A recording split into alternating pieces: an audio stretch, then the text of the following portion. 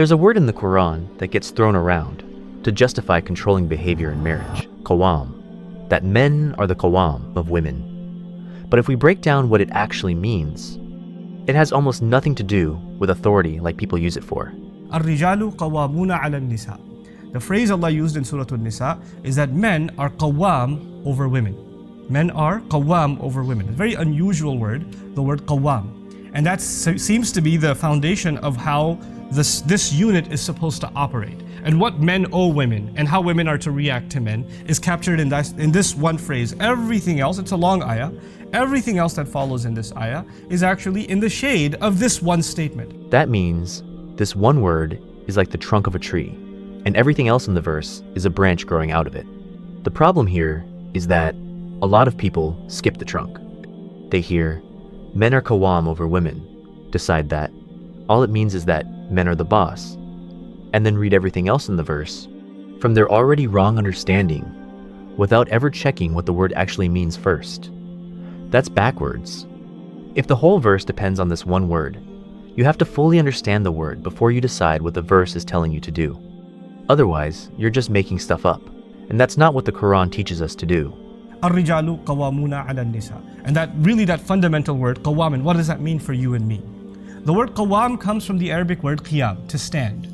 And it has several implications. It's one of the very fluid words of the Arabic language. It's a very powerful choice of Allah for this word to be used. There are many other words you can use, but this word in particular, one of the things that makes it unique is that it shares its origin with one of the names of Allah too.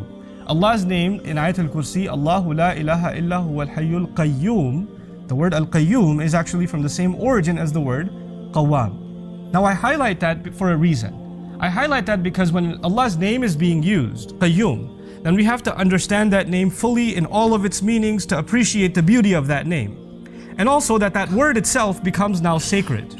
And to take some of its meanings away or to add meanings in that are not there is rather blasphemous. Because it's sacred. It's from one of the names of Allah Himself.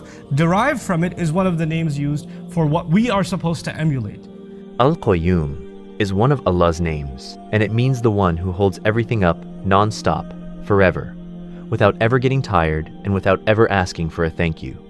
Think about gravity. It's holding you to the ground right now. Nobody thanks gravity. It just works, quietly, all the time.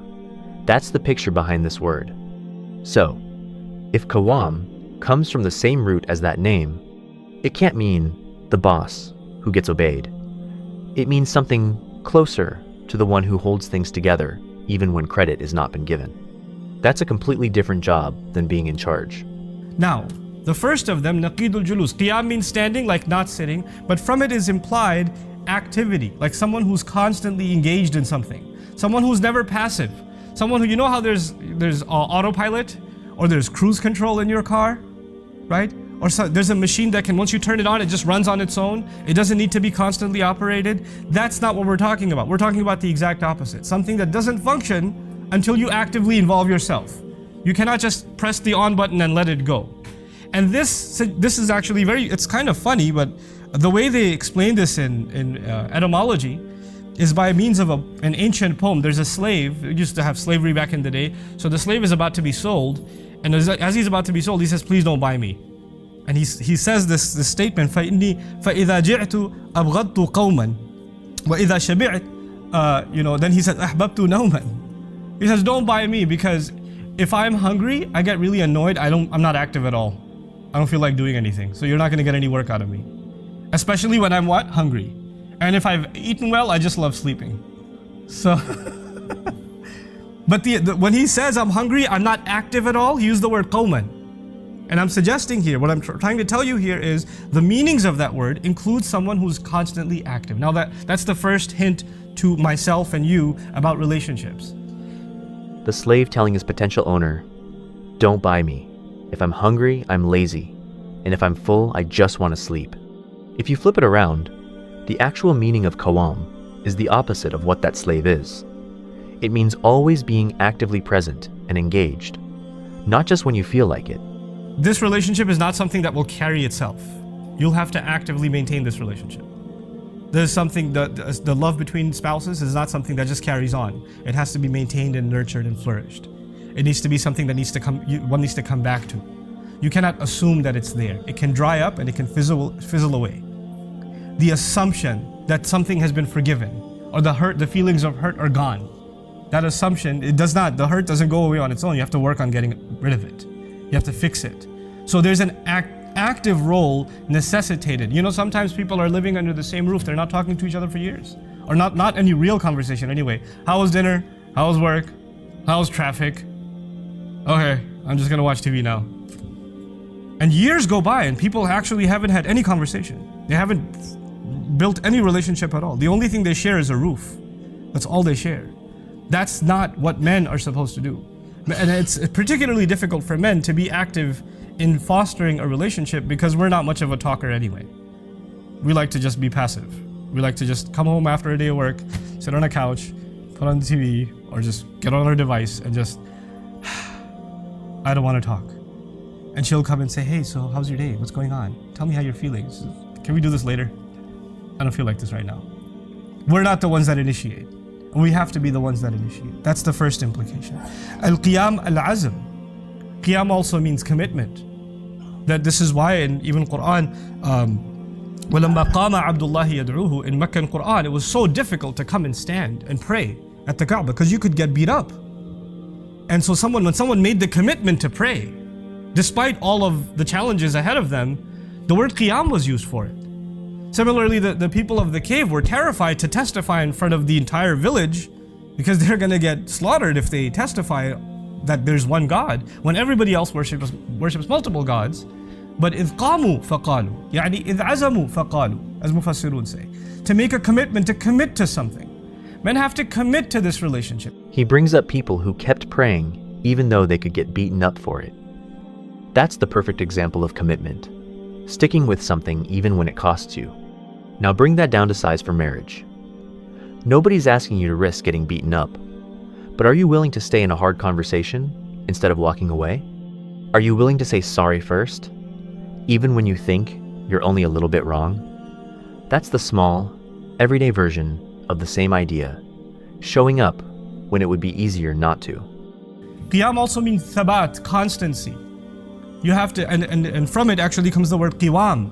The pillar of a building is also its Qawwam. The thing that holds something together and the thing that maintains that you can rely on all the time. Furniture can move inside of a house. Walls can move. Pillars can't move. Pillars have to be a constant. We have to be the constant in our families for our women. They have to be, we can't be fluctuating. Yesterday you said this, today you're saying that.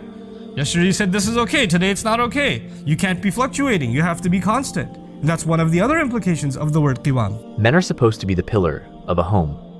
Whether it's rainy, snowy, windy, or sunny, a pillar stays in place.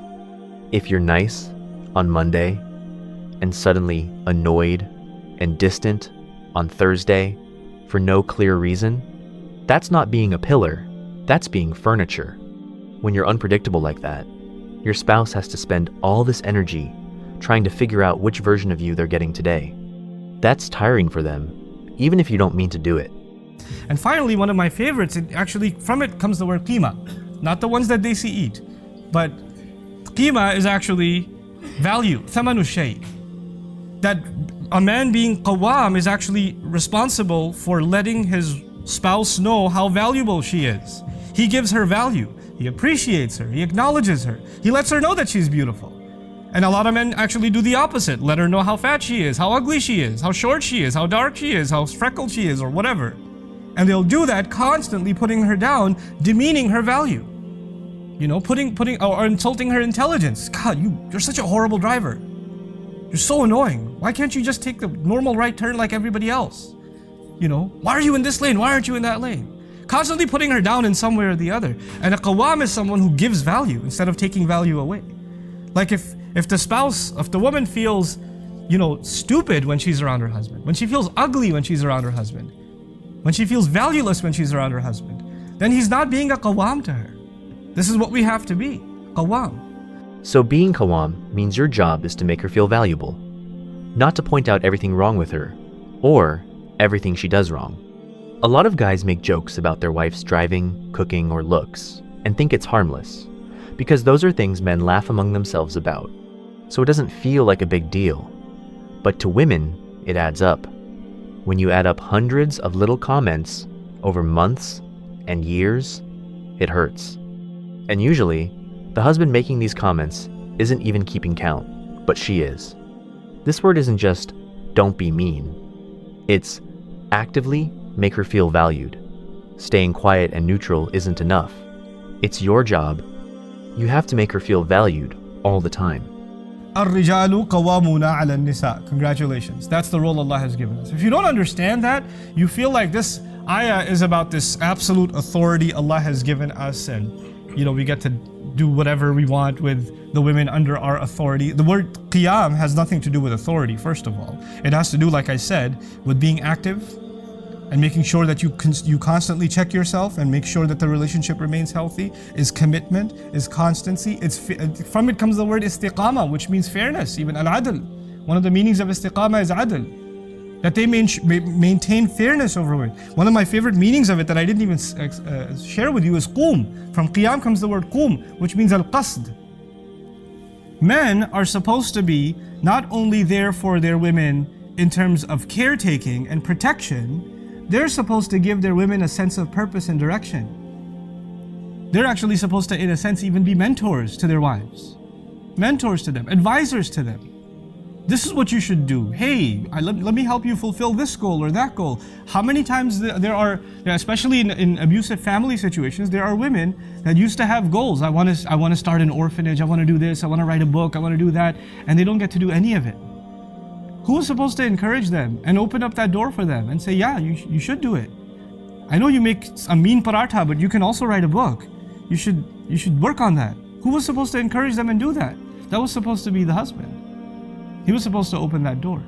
So I pray that Allah Azza wa Jal gives us and our children the ability to be raised mentally as qawwam, and the abuse that is happening inside of our families, that we're the reason that it comes to an end. And lastly, helping her have goals and go after them. Basically being like a mentor, not just a provider.